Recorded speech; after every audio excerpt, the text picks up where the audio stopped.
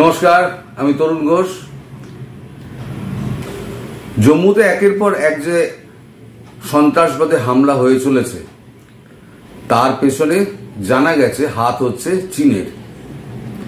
কারণ চীন চাইছে যে ভারতকে এদিকে ব্যস্ত করে রাখতে, আর চীনের লক্ষ্য হচ্ছে লাদাখের 5টা পয়েন্ট আছে, সেই 5টা পয়েন্টে যেখানে বাড়তি সৈন্য ভারত মোতায়েন করেছে সেখান থেকে সৈন্যগুলোকে সরিয়ে নিয়ে যদি জম্মু কাশ্মীরের দিকে নিয়ে আসা হয় তাহলে ওই অঞ্চলটা ফাঁকা হলে পরে চীন ওখানে হামলাটা করবে।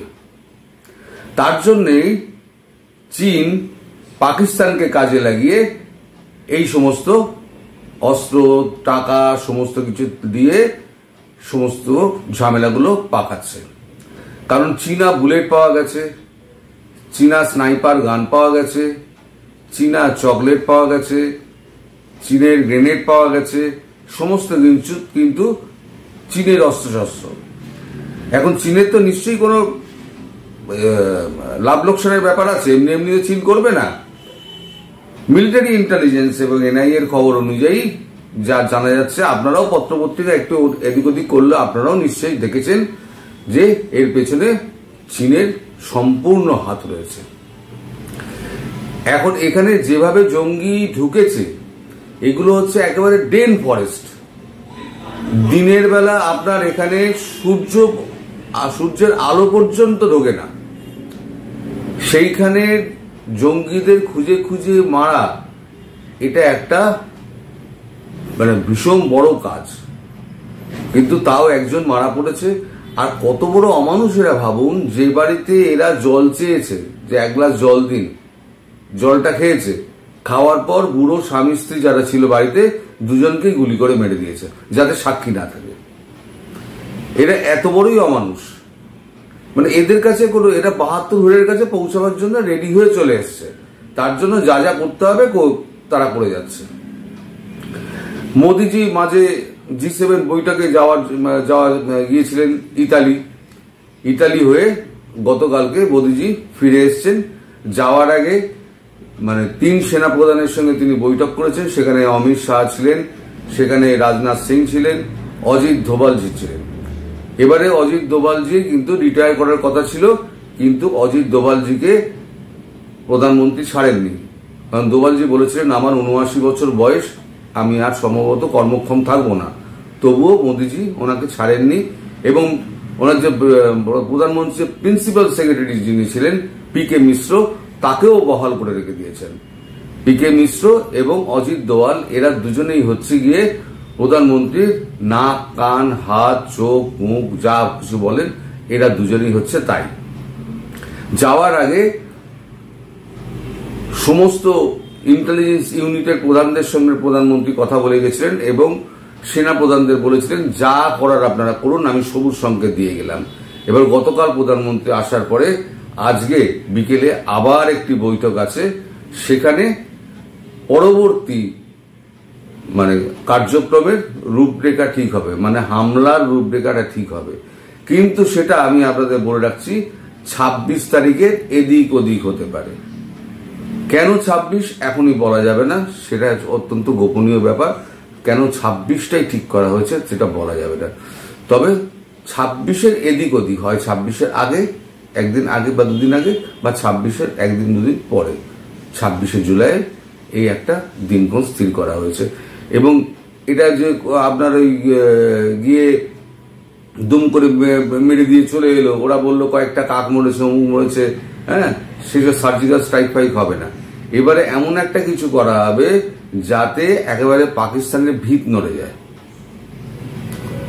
সেটা একটা অভিমান আমাদের যেটা শোনা যাচ্ছে নৌবাহিনী রয়েছে, কারণ নৌবাহিনী বরাবরই বলে যাচ্ছে নৌপ্রধান যে আমাদের ভারত কোনো কাজেই লাগাচ্ছে না, আমরা বেকার বসে আছি।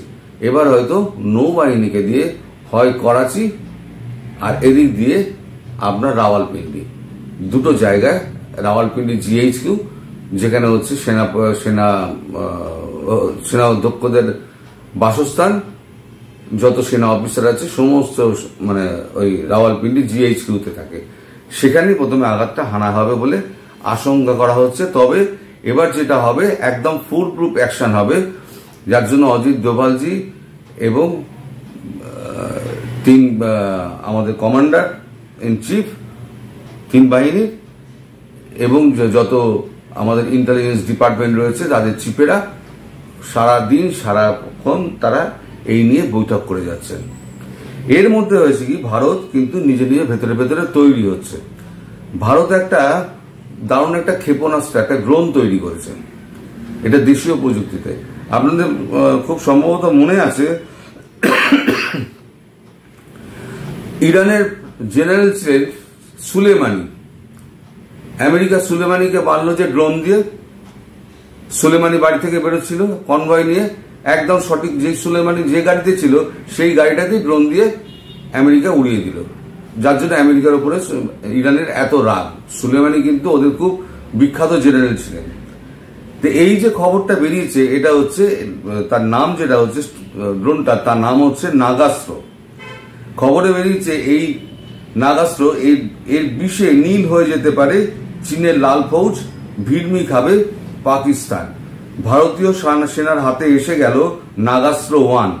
কি এই নাগাস্ত্র? সম্পূর্ণ দেশীয় প্রযুক্তিতে তৈরি প্রথম লয়টারিং মিউটেশন বা সুইসাইড ড্রোন।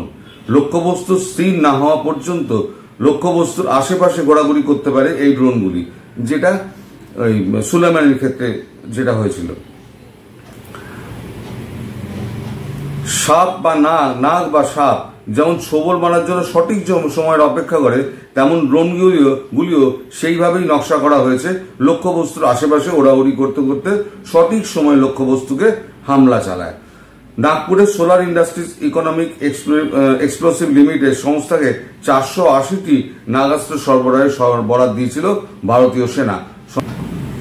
সম্প্রতি সংবাদ সংস্থা ANI কে দেওয়া সেনা আধিকারিক জানিয়েছেন, প্রি ডেলিভারি ইন্সপেকশন হওয়ার পর সেনার এক অস্ত্রাগারে ইকোনমিক্স এক্সপ্লোসিভ লিমিটেড সংস্থা 120টির লয়টার মিউটেশন সরবরাহ অলরেডি করে দিয়েছে।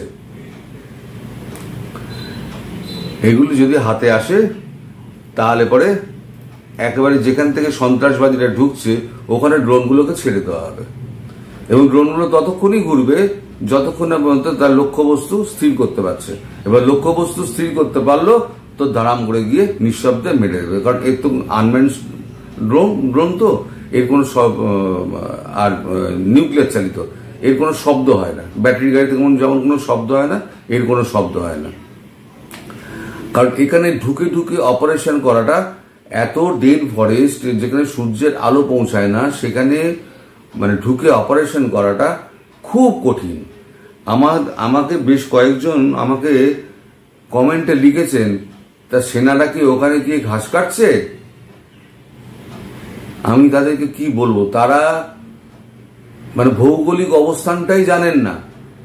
কুপোয়ারার জঙ্গল কি জিনিস, পাহাড়ার জঙ্গল, এই ছবিটা দেখুন, পাহাড়ার জঙ্গল, কুপোয়ারার কি জিনিস এনারা চোখে দেখেননি, কিন্তু লিখতে তো কোনো অসুবিধে নেই, লিখে দিলেন টুক করে, মন্তব্য করা যায়, কিন্তু কাজ করা, কিন্তু গ্রাউন্ডে কাজ করা কিন্তু অনেক শক্ত ব্যাপার।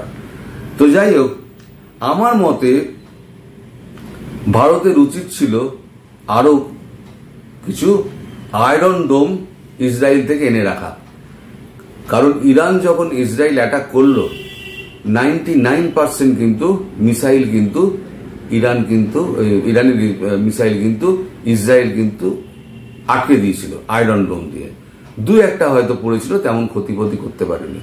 তো অলরেডি তো এটা টেস্টেড, আয়রন ডোম কিন্তু টেস্টেড, নতুন করে টেস্ট করার কিছু নেই।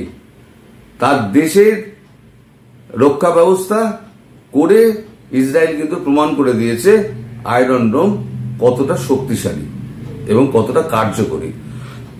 আমার মতে ভারতের কিছু আয়রন ডোম এনে রাখা উচিত রয়েছে, উচিত সবসময় বলবো যে এনে রাখা উচিত, বা উচিত ছিল, আগে থেকেই করা উচিত ছিল। ইসরায়েলের আর ইরানের যখনই এই সংঘর্ষটা হয়েছে তারপরেই এটা করে রাখা উচিত ছিল। কারণ আমরা যদি পাকিস্তানকে যদি আক্রমণ করি, তাহলে পাকিস্তান তো চুপ করে বসে থাকবে না, তাহলে তো বিশ্ব তো হ্যাঁ করে হাসবে, তাহলে পাকিস্তানও 2-4টে মিসাইল টিসাইল ছাড়বে। সেই মিসাইলগুলো আটকানোর জন্য আমাদের আয়রন ডোমের কিন্তু দরকার কিন্তু রয়েছে। আর আপনি যদি একেবারে যদি মিসাইলের জায়গা পুরো উড়িয়ে দিতে পারেন, মানে মোদিজি যদি পারেন, তাহলে পরে সে তো আলাদা কথা। কিন্তু কোল্যাটারাল ড্যামেজ সবসময় হয়ে থাকে, নিরীহ কিছু মানুষ সবসময় মরবেন। এটা কোল্যাটারাল যুদ্ধের কোল্যাটারাল ড্যামেজ, এখানে কিছু করার নেই। তবে যেটা হবে সেটা হচ্ছে আপনার ওইদিকে মানে উত্তরের দিকেই হবে, জম্মু কাশ্মীরের দিকেই হবে। আর চীনের যেটা প্ল্যান ছিল, চীনের প্ল্যানটা পুরো ভেস্তে গেছে, বরং ভারত আরো ওখানে 2 ব্যাটালিয়ান আরো সৈন্য মোতায়েন করে দিয়েছে। ফলে চীন যেটা আশা করেছিল যে ভারতকে এই দিক থেকে সৈন্য নিয়ে গিয়ে ভারত ওই দিকে যদি পোস্টিং দেয়, তাহলে পরে আমি এখানে আক্রমণ করব, সেইটা প্ল্যানটা পরিকল্পনাটা মানে চীনের খাটছে না। এখন মোদিজি এসে গেছেন, এবার তিনি ফুল অ্যান্ড ফাইনাল একটা প্ল্যান তার সামনে রাখা হবে।